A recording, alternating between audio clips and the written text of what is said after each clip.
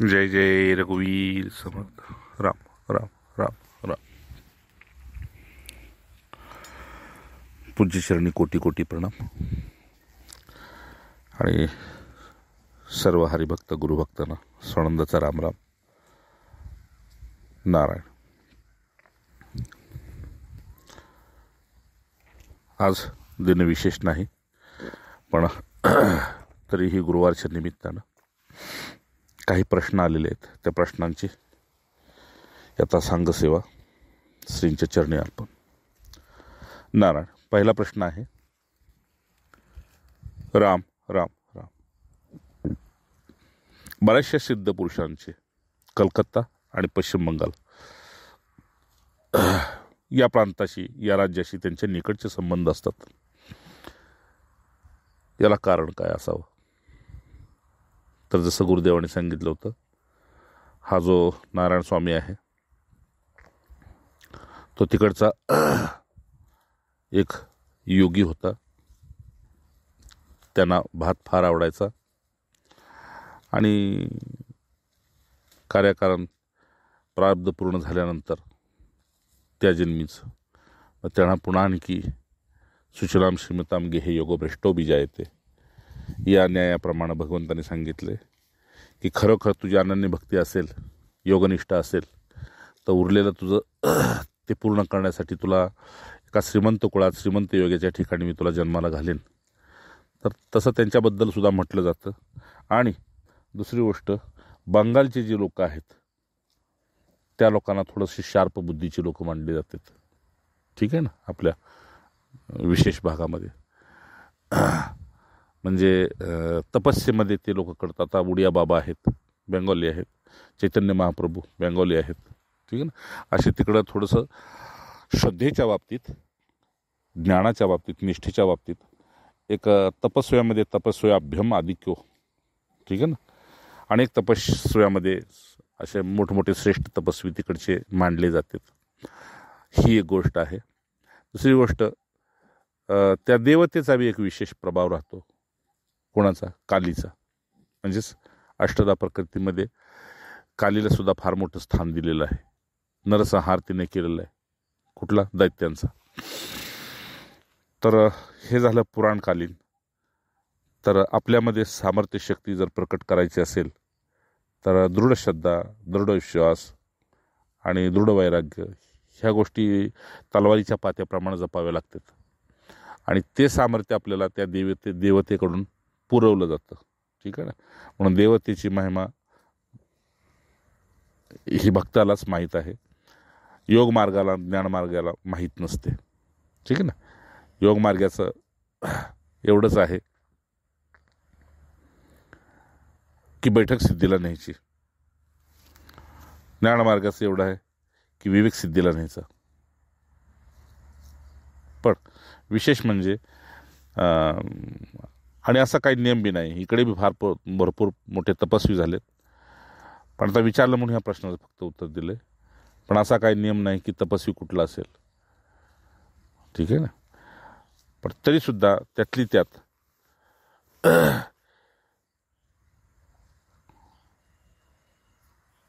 हे लोक थोडंसं शार्प बुद्धीची मांडली जातात. ठीक आहे. पुढचा प्रश्न आहे, ईश्वर साक्षात्कार, सगुण साक्षात्कार, आत्मसाक्षात्कार याच्यामध्ये फरक, साम्य काय?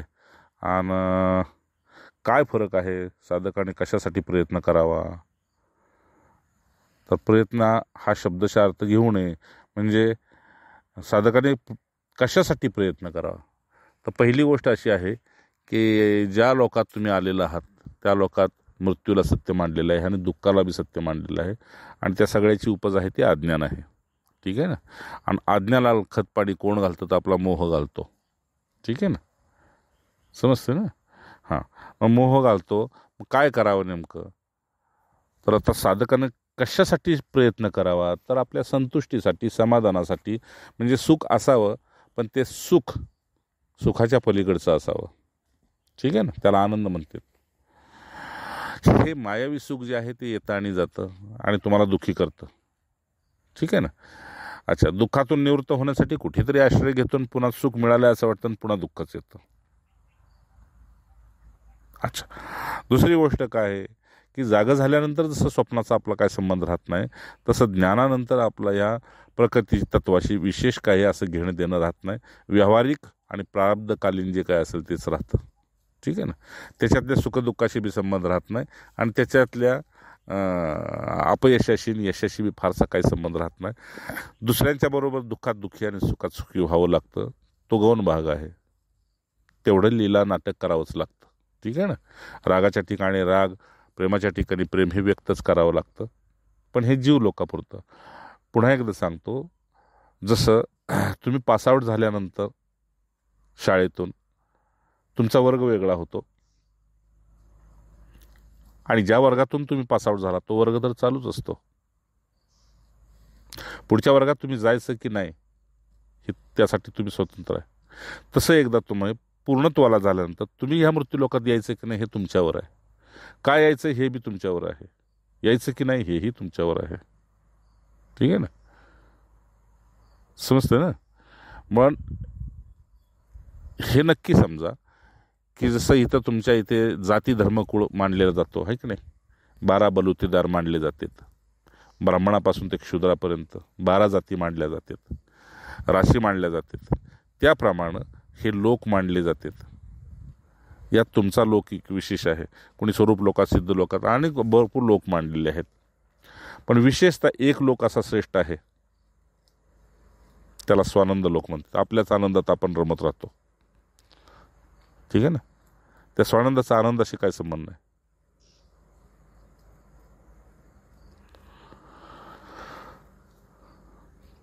तर इथं विचारलं तुम्ही ईश्वर साक्षात्कार, सगुण साक्षात्कार, आत्मसाक्षात्कार. तर ईश्वरालाच सगुण साक्षात्कार म्हणते ते. ठीक आहे ना. भगवत साक्षात्कारासाठी भाव लागतो आणि आत्मसाक्षात्कारासाठी तुमच्याकडे विवेक वैराग्य लागतं. ठीक आहे ना. फरक हा आहे. अच्छा. आत्मसाक्षात्कारानंतर तुम्हाला सर्वम खलविदम ब्रह्म म्हणजे सगळं ब्रह्ममयच आहे असं तरी दिसेल किंवा ब्रह्मसत्य जगन्मिथ्या असंच दिसेल. 2 भाग झाले. ठीक आहे ना. सर्वम खलविदम ब्रह्ममध्ये जगन्मिथ्या आहे का? नाही. काय आहे का? नाही. आणि ब्रह्मसत्य जगन्मिथ्यामध्ये काय आहे? फक्त मी सत्य आहे. माझ्या व्यतिरिक्त सगळं असत्य आहे. तो मी कोण आहे? तो मी विराट आहे. त्या माझ्या मी मध्ये माझ्या व्यतिरिक्त कुणीच नाही. अच्छा. हे मला बोलणं तुम्हाला ऐकणं सोपं आहे, पण ते पचनी का पडत नाही? त्याचं कारण फिरून आपण तिथंच येतोय गाण्याच्या बैलाप्रमाणे. पुन्हा सगळी सुखदुःख अगदी साधकांच्यात मला कधी कधी आश्चर्य वाटतं. ह्या करणी प्रकारसुद्धा त्याला सत्य मानतात. लिंबू, दोरा, गंडा, अमुक तमुक, हे कुणी काय केलं, कुणी आम्हाला हे केलं. मला फार आश्चर्य वाटतं. माझा विशेष असा माझ्या स्वभावाचा पगडा आहे की मी अशा लोकांच्यापासून हातभर लांब राहतो. ठीक आहे ना. जे या प्रकारावर विश्वास टाकतात त्याच्यापासून मी नेहमी हातभर लांब असतो. कारण परब्रह्म स्वरूप सद्गुरू त्याच्या विद्येपुढे ही कसपटासारखी विद्या काय आहे? मग त्याची विद्या जर तिथं काम करते एवढी नाही का लिंब दरो गंडवाल्यांची, तर मग गुरूंची विद्या किती काम करत असेल? हा. अरे या गावचा मी स्वतःला श्रीमंत मानत असेल, या गावातला, आणि माझी श्रीमंतीबद्दल मी माहिती टाटा बिर्लाला सांगायला गेलो, अंबानीला सांगायला गेलो, ते ऐकून घेतील का? नाही ना. हे तसंच आहे. म्हणून ज्याला भगवत साक्षात्कार करून घ्यायचे त्याच्यासाठी दृढ श्रद्धा आणि आढळ विश्वास पाहिजे. जसं मगाशी ऐकलं आपण, आहे की नाही, की रामरायांना दर्पण दर्शन केलं म्हणजे डोळ्यावरची पट्टी काढली आणि गर्भगृहामध्ये जो कोणी पहिली व्यक्ती समोर येईल त्याच्यावरती दृष्टी पडेल, पण ती पेलण्याची ताकद त्याच्यात असेल का? म्हणून रामरायापुढं आरसा धरला आणि तो आरसा खळकन फुटला. थोडासा तुकडा त्या गरुड शास्त्रींच्या हातात राहिला, बाकी सगळा चुरा खाली पडला. काय ताकद असेल ती? भगवंताने मी सांगितले, अर्जुना या डोळ्यानं मी केवढा आहे कसा आहे तुला दिसणार नाही. त्यासाठी एक मी वेगळा डोळा देईन, त्याला दिव्य चक्षु म्हटलंय, दामी दिव्य. ठीक आहे ना, त्यालाच ज्ञाननेत्र म्हटलेलं आहे. ठीक आहे ना. असा डोळा म्हणजे तिसरा जसा आपण लौकिकात शंकराचा पाहतो असं नव्हे, त्याला ज्ञाननेत्र म्हटलेलं आहे. पुन्हा ज्ञानीपुरुष तुमच्याबरोबर जरी बोलत असला तर तो त्याच्याच लोकात असतो, हेही विश्वास ठेवा. ठीक आहे ना, त्याच्याच लोकात असतो, फक्त तुमच्या पुढे हा देह बसलेला असतो. जसं तुम्ही एखाद्या सत्संगात देवळात बसला तरी तुम्ही तुमच्याच चिंतेत असता. ठीक आहे ना. हां, हे तसं आहे. ईश्वर साक्षात्कार, सगुण साक्षात्कार हे दोन्ही एकच आहे. पण त्याच्यासाठी तुमची श्रद्धा अशी, किती श्रद्धा, काय श्रद्धेची शेवटची व्याख्या, तर हे प्रकृती तत्वाच्या पलीकडं जी कुठली सत्ता आहे त्या सत्तेचा आढळपणे स्वीकार करणं ह्याला श्रद्धा म्हणतात. ठीक आहे ना. राम. तर पुन्हा फिरून आणखी तुमचा प्रश्न मध्येच काय निघाला आहे की फरक काय, साम्य काय, हे ते जाऊ द्या, ते तेवढं तुम्ही विचारताय प्रश्न, पण तुमच्या लक्षात राहील का? हां, साधकानं मग हे कशासाठी प्रयत्न करावा, तर हा जन्म शेवटचा करून टाकावा. कशाला पुन्हा पुन्हा यायचं इथं, नाही का? अहो, साधं कोर्टाच्या कामाला गेला तर 4 पैसे जास्ती घ्या, पण आता हे नका चक्रा मारायला एवढं बोलताय ना तुम्ही. हां, कुठं तलाठ्याच्यात गेला, सरपंचाकडे गेला, कुठे ग्रामपंचायतीत गेला, म्हणताय ना नका किती चक्रा मारू मी, त्याच्याशी भांडताय. मग आता इथे देवाशी भांडा ना, इथे गुरुशी भांडा ना, कर माझा शेवटचा जन्म. कशाला चक्रा मारायला होतोस? अधिकार दिलाय ना तुम्हाला, तुम्ही या गावचे रहिवाशी आहे ना, तुम्ही ग्रामपंचायत भांडू शकता का नाही? सरपंचाबरोबर, ग्रामसेवकाबरोबर, तलाट्याबरोबर. माझा हक्क आहे. आता तुमचा सुद्धा हक्क आहे शेवटचा जन्म करण्याचा. मग कशासाठी चक्रा मारता तुम्ही? अशा तुमच्या रडण्यात खरे पण नाही, मी म्हणत नाही, शास्त्र सांगते आणि गुरु सांगते, संत सांगतात. तुमच्या रडण्यात खरे पण नाही आणि तुमच्या हसण्यात सुद्धा खरे पण नाही. त्या दोन्ही ठिकाणी खरेपण आणा. हसण्यात खरेपण म्हणजे एकदम हसण्यात खरेपण येणं म्हणजे एकदम निरागसता काय, आणि त्याच्यासाठी बघणारी व्यक्ती प्रेमळ पाहिजे तुमच्याकडे. आपल्या व्यक्तीच्या हसण्याकडं, चालण्याकडं, बोलण्याकडं ज्याची प्रेमानं नजर पडली की नाही, अंतःकरणामध्ये त्याची इष्ट म्हणून एक प्रतिकृती उभी राहते आणि त्या प्रत्येक गोष्टीचं कौतुक होतं. ठीक आहे ना. पण प्रिय व्यक्तीचं रागवणं सुद्धा प्रिय वाटतं आणि प्रिय व्यक्तीचं प्रेमसुद्धा प्रियच वाटतं. बस. पण हा जन्म शेवटचा करायचा असेल तर आपल्या गुरुला आपण सगुणात सुद्धा पाहावं आणि आपल्याच गुरुला आपण निर्गुणात सुद्धा पाहावं. समजते ना. नारायण राम. तर हा फरक बाहेर बघण्यापेक्षा आपल्या गुरूंच्या पशीच आपण करून घ्यावा. माझा गुरु म्हणजे साक्षात ब्रह्मस्वरूप आहे, काय उगवता सूर्य आहे, मी एक त्याचं किरण आहे. आणि किरण जसं मावळताना स्वतःबरोबर जातं तसं गुरुसुद्धा मला स्वतःमध्ये ओढून घेणारच आहेत. दृढ श्रद्धा ठेवावी त्याच्यावर. आणि खेळ हा आहे, भगवत साक्षात्कार जो आहे तो तुमच्या भावनेचा नाही, भावाचा खेळ आहे, संसार भावनेचा खेळ आहे. काही नको, तुझं ज्ञान नको, काही नको, काय नको. देवानं सांगितलं ना, नाही ज्ञानी सदृशम पवित्र मी होते, ते ठेव गुंडाळून. मला नको ज्ञान, मला तुझा संग पाहिजे. ठीक आहे ना. उद्धवागत रडताही आलं पाहिजे आणि अर्जुनागत टिकून राहता आलं पाहिजे. समजलं ना. टिकून राहिला अर्जुन, शिव्या दिल्या, अमक केलं, तमक केलं, तक्रार नाही केली, तो टिकून राहिला. आपल्या लोकांचं काय होतं, हा राम, आपण प्रसंगवधान कधी कुणाचं हो काय सांगता येत नाही आणि कधी कुणापासून लांब जाऊ सांगता येत नाही. बस हेच कारण आहे. गुरु म्हटले की नाही, गुरुदेव म्हटले की नाही, माझे गुरुदेव काय नंदर आहे. हां, माझा गुरु कलाखान्यात गेला काय, नाही एखाद्या विशेष झोपला काय, मला ते काहीच बघायचं नाही. बस त्यांनी मला भ्रमित करण्यासाठी चाललेलं आहे, म्हणून तो नंदर आहे. राम.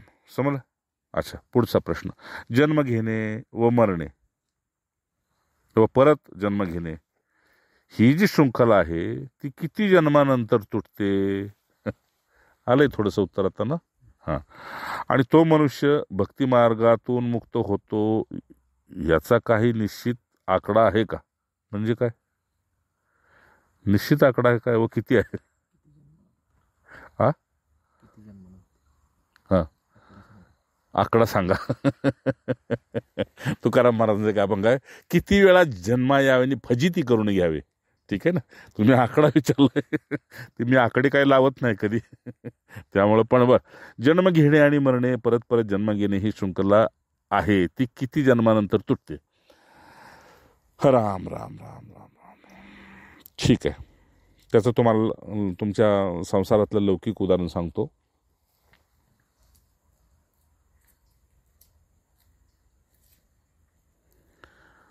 पूर्वी 5-5, 6-6, 7-7, 8-8, 10-10 वेळा मुलं मॅट्रिकला बसायची. काय त्याच्याबरोबरचे विद्यार्थी BA करून, त्यावेळी BAला किंमत असायची, BA करून नोकरीला जायची, नोकरी करून लग्न होऊन पोरं व्हायची, तरी हा मॅट्रिक सोडवत होता. मग घरची त्याला उदाहरण द्यायची, अमक्याचा मुलगा बघ, मॅट्रिक करून BA करून लग्न करून मुलं बाळ संसार झाला त्याचा.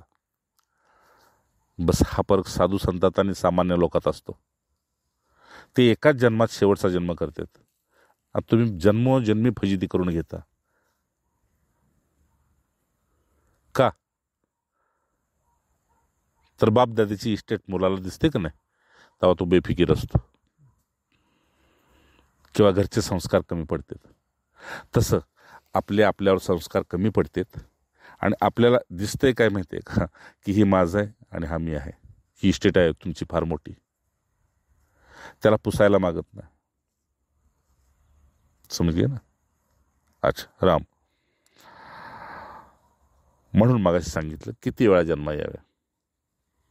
आणि तुम्ही म्हणताय की ही शृंखला किती जन्मांतर तुटते. नाही, तुमची इच्छा नसेल तर जन्मोजन्मी तुम्ही जन्माला येऊ शकता. ठीक आहे ना? जसं नामदेव महाराजांनी सांगितलं की तुम्हाला वाटत असेल या जन्मात आम्ही पार झालो, नाही, जन्मोजन्मी आम्ही बहुपुण्य केले. आधी आम्ही पुण्य करत गेलो. पुण्य म्हणजे धर्म सांभाळत गेलो म्हणजे पुण्य. ठीक आहे ना?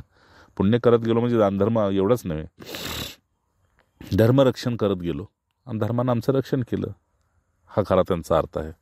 समजलं ना? हां, नाहीतर एका बाजूला आपण पुण्य केलं की त्याच्या बाजूला पुण्याचा नाश बी होतो. अच्छा, शंकराचार्याने म्हटले की पुनरपि जननम पुनरपि मरणम पुनरपि जननी जठरे शयनम, पुढं इह संसारे खलु दुस्तारे. हा अर्थ जर तुमच्या हृदयाला लागला की नाही तर डोळे गळतील. कृपया पारी सिंधू मोरारे. ठीक आहे ना? शेवटच्या वाक्यात तर ते स्वतः घाईवरलेत. ठीक आहे ना?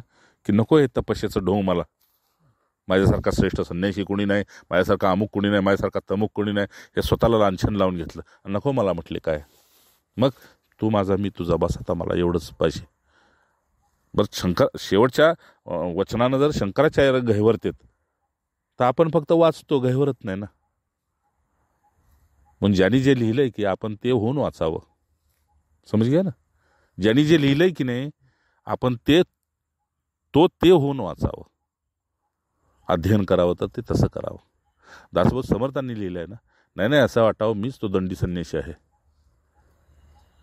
आणि माझ्या मुखातून हे रामरायाने काढलेलं आहे. अरे, पुन्हा दुसऱ्यांदा कुठल्या ग्रंथाला हात लावायची गरज राहणार नाही तुम्हाला. आपलं श्रवण तसं नसतं, नाही का? पुरश्चरण करतो आपण एखाद्या ग्रंथाचं, फक्त एवढंच. राम, मग कृपया पारे सिंधू मुरारे. ठीक आहे ना? खरोखर ह्या मृत्यू लोकात जायचं आहे आणि ती राखोंडी करून जायचं आहे. ठीक आहे ना? म्हणून मला माझी इच्छा एवढीच आहे की तुझ्यासमोर काय व्हायचं असेल ते होऊ देत, नाही का? जसं उदाहरण फार आवडतं मला मीराबाईंचंच ना, की गुरुना म्हटले जायचं असेल तर मला तुमच्या बरोबर न्या, पण बरोबर न्यायचं तर हे शक्य नाही का? एक तर तुझा स्त्रीचा जन्म, त्यांना तर संकोच नाही, पण तुझा स्त्रीचा जन्म, नाही का? दुसरी तू राजघराण्यातली. अनेक अशा अडचणी तिनंच उभ्या केल्या आणि तिनेच मांडल्या. मग शेवटी निर्णय काय काढला की चंदनाची चिता तयार करा, त्याच्यावर ह्या देहाला जाळा. का रे, चंदनाची चिता का? तर म्हटले तो सुगंध तुमच्या अंगाला राहावा म्हणून. ठीक आहे ना. विभूतीमध्ये राखेचा सुद्धा सुगंध येतो, माहिती आहे ना का नाही? आपल्याकडे आहे भस्म, त्याचा सुगंध कसा येतो बघा.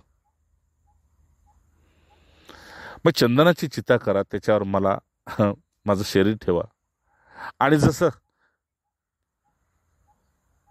महादेवाने आपल्या सतीचं भस्म आपल्या अंगाला लावून आणि सतीचा योगयुक्त देह आपल्याबरोबर घेऊन फिरत होते, तसं माझ्या देहाची राख तुमच्या अंगाला लावा. म्हणजे अखंड मी तुमच्या बरोबर, तुम्ही माझ्या बरोबर राहाल. काय हरकत नाही. वेगळ्या कल्पना करण्यापेक्षा ह्या कल्पना आपल्याला तिथं टिकून राहण्यासाठी वाईट नाहीत, है ना. हम ताली पेशवरत हमें नंगे से क्या काम. का आपल्याला आपली श्रीमंती दिसण्यापेक्षा आपल्याला आपल्या गुरूंची श्रीमंती दिसावी. आणि त्या श्रीमंतीवर जर आपण गर्व करून समाधीस्थ ध्यानस्थ राहिलो तर त्यांच्यापर्यंत आपली आभा पोचणार नाही का? नक्की पोचणार. विश्वास असा आढळ असला पाहिजे की जसं रात्र झाली की चंद्र उदय होणारच, दिवस झाला की सूर्य उदय होणारच. इतकाच आढळ विश्वास पाहिजे आपला आपल्यावर, की भक्तीच्या वाटेवर मला माझे गुरुदेव श्रद्धेचं फळ मला देणारच. ज्ञानाच्या वाटेवर ज्या लोकात गुरूंचा विश्रांती आहे त्या लोकात माझी विश्रांती ते करवणारच. ठीक आहे ना. प्रपंच असो की परमार्थ, तुमचा विश्वास असा खेळ आहे. काय आकडा लावतात की नाही, मटक्याला तर आकडा लावतात. आकडा लागेल म्हणून आकडा लावतात, पण नाही लागला तरी ते लावतात, आहे की नाही. किंवा दारुड्याबद्दल म्हटलं जातं, पिला की उतरली की पुन्हा प्यायला जातो, उतरली की पुन्हा प्यायला जातो. भगवान नामाची महिमा अशीच दिलेली आहे. तुम्ही वारंवार तुमची वृत्ती मृत्यू लोकात यायला लागली, असत्य लोकात असत्य मानू लागली की नाम घ्या आणि त्या वृत्तीला खोडून काढा. ठीक आहे ना. नामात खूप ताकद आहे. आता भगवंतात किती ताकद आहे तुम्ही पाहिलं ना. काय मलाही मगाशी गहिरून आलं की रामलालाची ज्यावेळेस प्राणप्रतिष्ठा झाली त्यावेळेस हेलिकॉप्टरनं, मिलिटरीच्या एअरफोर्सच्या हेलिकॉप्टरनं वरनं फुलं टाकली. आणि फुलं टाकल्यानंतर त्यांनी 3 चकरा मारल्या फुलं टाकायला. कुणी? हेलिकॉप्टरनं. तर तिथंच 2 गरुड आले, दोन्ही गरुडांनी, ठीक आहे ना, तिथे 3 चकरा मारल्या आणि कुठं गायब झाले, कुणाला दिसले नाहीत. काही लोक म्हणते चमत्कार दाखवा. चमत्कार नाही, हा त्याचं सामर्थ्य आहे. कर्तुम अकर्तुम, अन्यथा कर्तुम. तो काही करू शकतो. आंधळ्याला डोळे देऊ शकतो, पांगळ्याला पाय देऊ शकतो, आपल्यासारख्या मूर्खांना ज्ञान देऊ शकतो, भाव देऊ शकतो, काहीही करू शकतो. ठीक आहे राम. तर म्हणून किती वेळा जन्मा यावे आणि फजिती करून घ्यावे. तर संध्येपेक्षा 2 मिनटं, 2 माळाला 3 माळाला जेवढा वेळ जातो तेवढा विचार करा. आणि हातातली माळ फिरण्यापेक्षा श्रद्धेची माळ फिरली तर डोळे गळतील. त्या गळत्या डोळ्याचा प्रामाणिकपणा असावा. ठीक आहे ना. प्रामाणिकपणा असावा. आणि ज्यावेळेस आसनावर बसतो तेव्हा नियम पूर्ण करण्यासाठी बसू नये, भाववाढीसाठी बसावं. आणि आपलं बसणं म्हणजे असं असावं की पाण्यात नाव,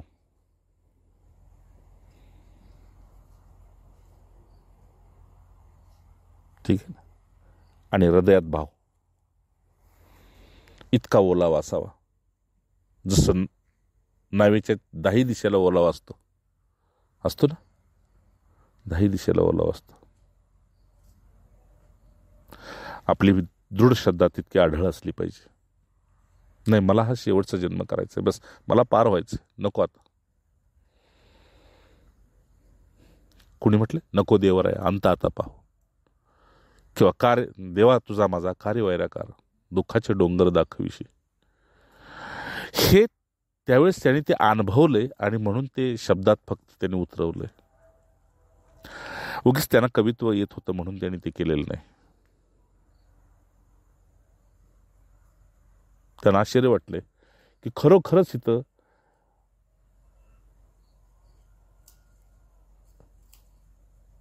परिणाम त्यांच्या गळी पडलेला आहे.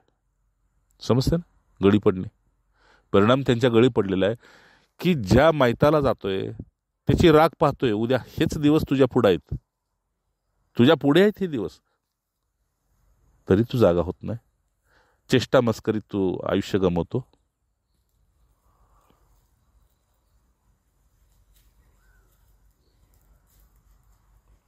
म्हणून तुमच्या लोकांच्यासाठी आम्हाला 8 महिनेच परवानगी आहे.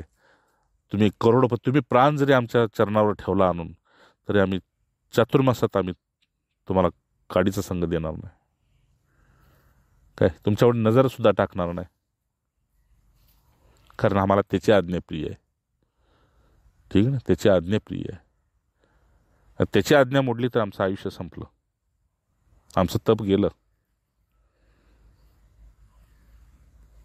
प्रेम असावं तर इतकं की तुझ्या प्रेमापुढे प्राणसुद्धा तुच्छ आहेत, तुझ्या प्रेमापुढे नियमसुद्धा तुच्छ आहेत.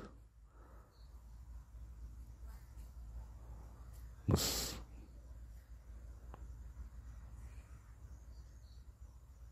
प्रेमाला तुम्ही कराल तेवढं करा, त्याला परिसीमा नाही. ठीक आहे ना, त्याला दायरा नाही. तुम्हाला किती प्रेम करता येतं, कशातूनही व्यक्त करा, तुम्ही कशातून सुद्धा व्यक्त करा, कारण पुढचा समजून घेतोय तो तुम्हाला. आणि ते जर व्यक्त करता येत नसेल तर ती औपचारिकता आहे, आणि देवाला औपचारिकता आवडत नाही. सामान्य माणसाला सुद्धा औपचारिकता आवडत नाही, त्याला कशी आवडेल. म्हणून मी सांगितलं, मी माझ्याबद्दलच, माझा नमस्कार सुद्धा जर मला भावला नसेल तर मी पुन्हा पुन्हा करतो, प्रामाणिकपणे करतो. पोचला का नाही विचारतो, नाही का. आपण एखाद्या बाळाला पप्पी दिली फोनवरनं, आपण विचारतो ना, बाळा कशी लागली, बाळा म्हणतो गोड लागली. दोघांची प्रसन्नता एकच असते. भक्त आणि भगवंत, गुरु आणि शिष्य, पती आणि पत्नी, प्रियकर आणि प्रेयसी, बस एकच भाव आहेत. आणि सुफी संतांनी हेच आपल्याला शिकवलं आहे, नाही का. मागे सांगितलं ना मी, बाबा फरीद म्हणले, तू हे प्रश्न करतोस, ते प्रश्न करतोस, ते प्रश्न करत बसू नको. जा किसी पीर फकीर से, या जा तुझे किसी से मोहब्बत हो जाए, जा, तब सब पता लगेगा की मौन कशाला म्हणतात. मौन व्हावं लागणार नाही, मग शब्द जिभेवरच यायचे नाहीत, मौन धरावं लागणार नाही. तेरी एक अपनी दुनिया अलग होगी. राम. समजलं एवढ्या प्रश्नाचं उत्तर.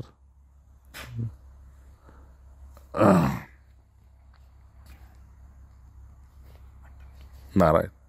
शेवटचा प्रश्न घेतो. वासुदेव. आणि भक्ती मार्गातून मुक्त होतो याचा काही निश्चित आकडा आहे का, म्हणजे काय, किती जन्मानंतर, हां किती जन्मानंतर. हां, मग ते आले त्यात उत्तर. किती जन्मानंतरच नाही, हा जन्म तुमचा शेवटचा बी होईल किंवा मग जन्मोजन्मी तुम्ही यायची. हां, म्हणजे जशी तुमची योग्यता तसे तितके जन्म. तुम्ही अयोग्य असाल तर जन्मोजन्मी यावे आणि फजिती करून घ्यावे, असं. आणि असं आहे. हां, पुढचा प्रश्न, मनाच्या एकांतात परमेश्वर प्रवेश करतो का.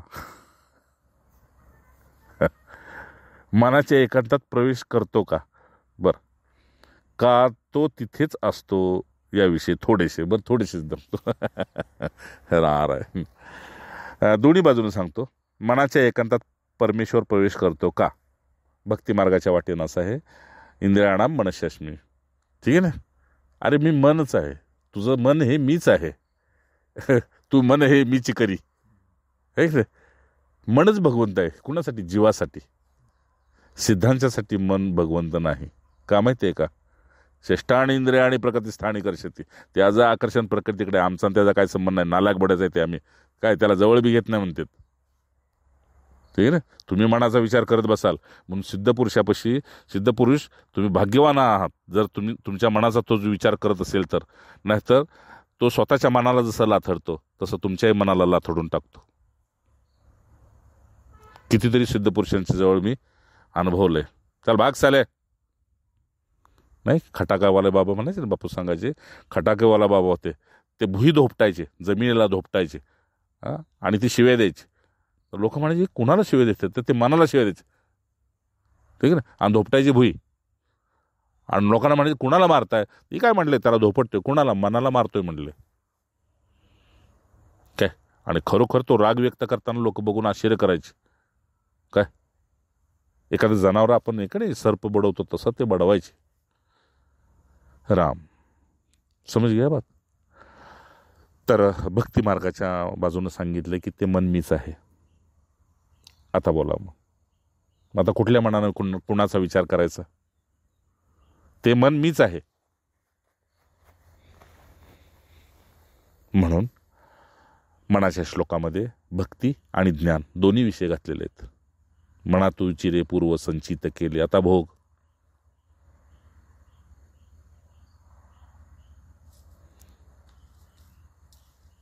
आणि दुसऱ्या बाजूला मग रघुराज थक्की तो होऊन राहे, असं नका करूस. कुणीतरी तुला बघते, ते मन आहे आणि ते मी आहे, ठीक आहे ना.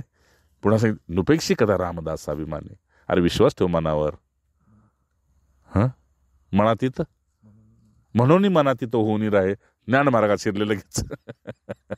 त्यामुळे मनाच्या श्लोकातली समर्थ भाष्य कळायला सुद्धा तितकंच आपण सुद्धा समर्थ असलो पाहिजे श्रद्धेनं. म्हणजे असं भक्ती आणि वेदांत दोन्ही घातलेलं आहे तिथं. राम म्हणून तुमचा प्रश्न असा की मनाच्या एकांतात परमेश्वर प्रवेश करतो का. मनाच्या एकांतात मनच एकांताचा आश्रय घेत असतं, ठीक आहे ना. मनाला एकांत नसतो, आपलं मनात एकांत नसतो. मनाच्या एकांतात, तर मनाच्या आत एकांत नाही, मनच एकांतात जायचा प्रवेश करतं. समजलं का. तर त्या अजून वेदांतचारी पुरुषांचं म्हणणं असं आहे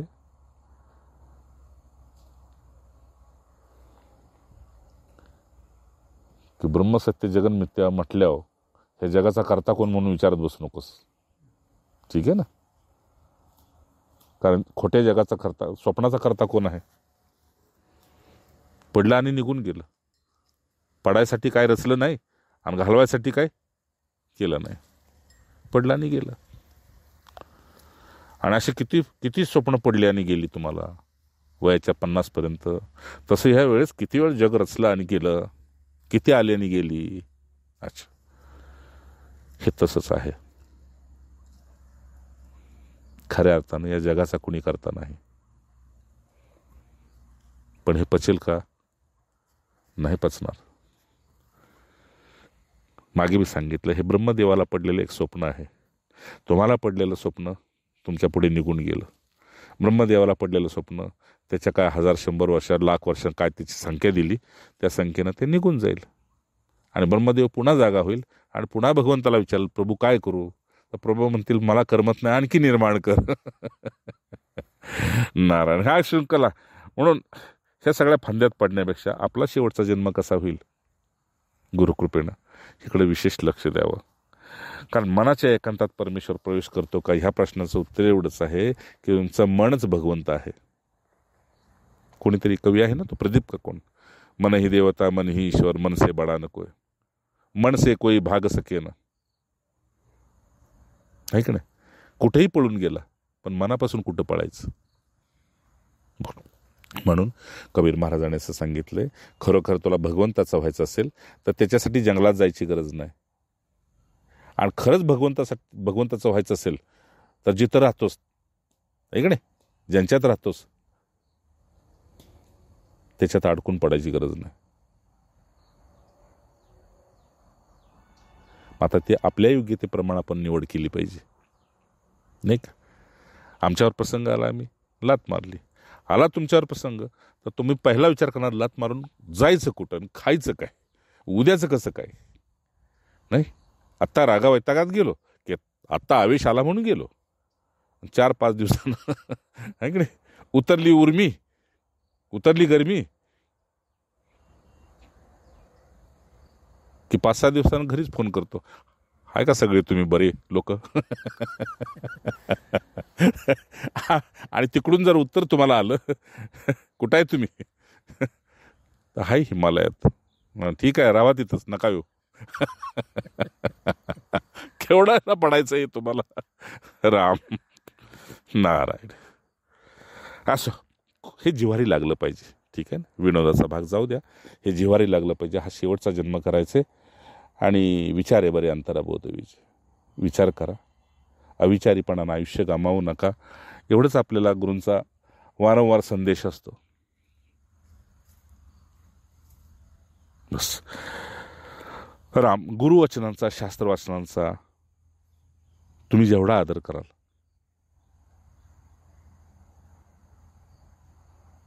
तुमच्या भोवती अखंड त्यांचं वलय राहील.